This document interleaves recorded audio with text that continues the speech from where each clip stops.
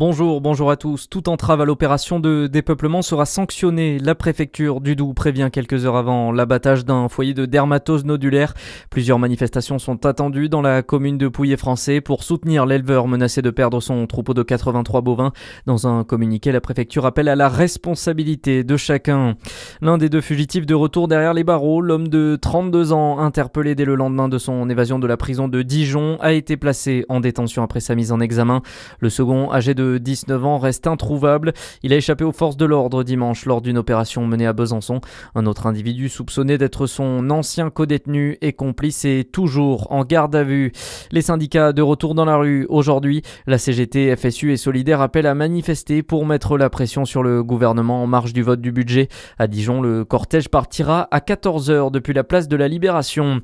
PM Industrie voit son avenir s'éclaircir. Placée en redressement judiciaire l'été dernier, l'entreprise dijonnaise spécialisée dans la fabrication et l'installation de menuiseries vient d'être reprise par le groupe Bonglé. La décision a été validée par le tribunal de commerce. Le nouvel actionnaire annonce vouloir consolider et diversifier l'activité tout en maintenant son ancrage territorial. À la une ce mardi, c'est un déplacement qui sera forcément scruté en Ukraine, en Europe et même dans le monde. L'émissaire américain Steve Witkoff rencontre Vladimir Poutine aujourd'hui à Moscou. Un entretien dans une foulée de négociations entre délégations américaines et ukrainiennes ce week-end à Miami, alors que l'Ukraine et son chef de l'État refusent toujours de céder les territoires pris par la Russie comme suggéré dans le plan Trump.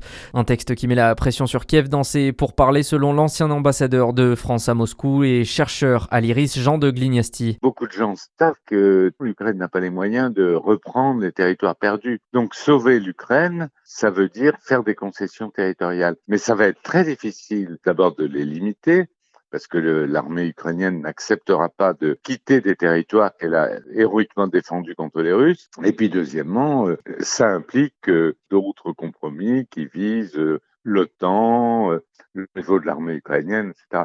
Et donc, c'est là que le pauvre Zelensky est en situation plutôt défavorable compte tenu du scandale à l'intérieur, des résultats sur le terrain et de la pression des Américains. Et au mois de novembre, l'armée russe a réalisé sur le sol ukrainien sa plus grosse progression depuis un an. Dans le reste de l'actualité, le bilan est très lourd. En Indonésie, on compte 631 morts après les inondations et les coulées de boue qui touchent l'île de Sumatra. 1 million d'habitants ont dû être déplacés. La Thaïlande et la Malaisie aussi impactées. Les autorités évaluent à 1200 le nombre de morts. Et puis en sport, le club de foot de l'OGC Nice condamne l'agression de joueurs et du directeur sportif dimanche soir. Ce sont les propres supporters de Nice qui ont pris à partie les deux attaquants devant le centre d'entraînement après la défaite face à Lorient en Ligue 1. Les débordements sont inacceptables, écrit le club dans un communiqué. À suivre votre météo sur Fréquence Plus.